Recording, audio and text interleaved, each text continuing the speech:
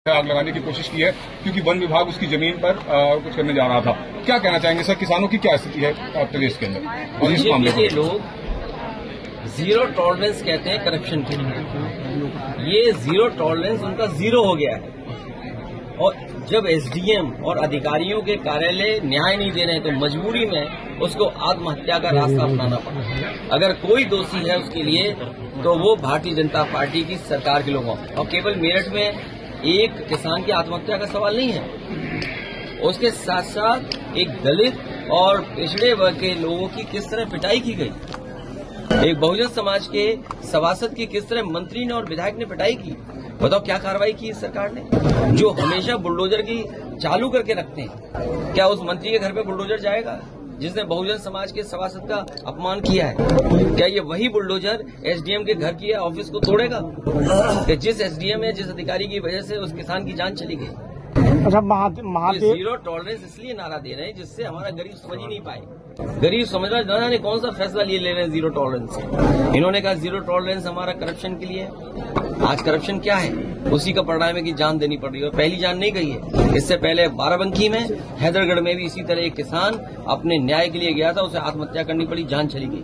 कभी मुख्यमंत्री आवास में इतने लोगों ने आत्महत्या नहीं की होगी। कई बेटियां न्याय के लिए आई और मुख्यमंत्री आवास के सामने आत्मदाह किया, उनकी जान नहीं बची, चली गई। और मैं अपने पत्रकार साथी से कहूंगा वो तमाम आंकड़े आप निकाल करके जनता को बताएं कम से कम कि कितनी ऐसी घटनाएं इस सरकार में हुई हैं। अच्छा सर, सत्ता पक्ष जो है लगातार विपक्ष पर भी आरोप लगा रहा है कि प्राण प्रतिष्ठा को लेकर विपक्ष जो है वो अलग अलग गलत बयान कर रहा है। तो क्या प्राण प्रतिष्ठा के दिन आप भी जाएंगे क्या अयोध्या? देखिए, मैंने आप आधी अधूरी बात मत करिए। पूरी बात यह है कि बीजेपी के लोग ये कह रहे हैं कि जिसके पास निमंत्रण होगा वही आएगा। हमारा पक्ष ये है कि भगवान जब बुलाएंगे तो वो बीजेपी भी नहीं रोक पाएगी। और अगर आपका हमारा किसी का मन करे कि आज भगवान की इच्छा है हमें देखने की, तो क्या हमें कोई रोक पाएगा?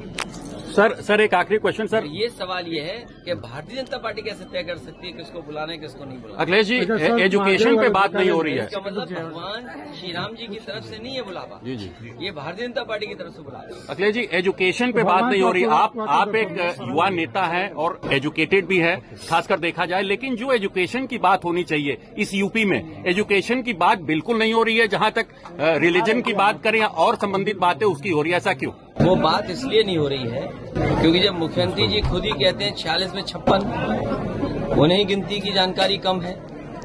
उनसे सवाल पूछो कुछ, जवाब देते कुछ। और प्राइमरी स्कूल आप देख लीजिए, बच्चों की संख्या कम हो गई। इंटरमीडिएट में देख लो, बच्चों की संख्या कम हो गई। आईटीआई पॉलिटेक्निक में एडमिशन लेने वालों की संख्या कम हो गई।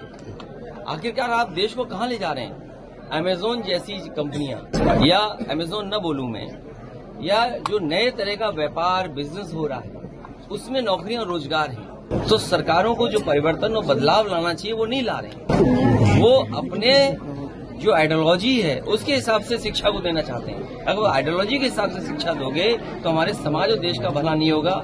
नौकरी रोजगार कैसे मिले उसकी अगर व्यवस्था करोगे, शिक्षा उस तरह की, तो शायद नौकरी रोजगार मिलेंगे।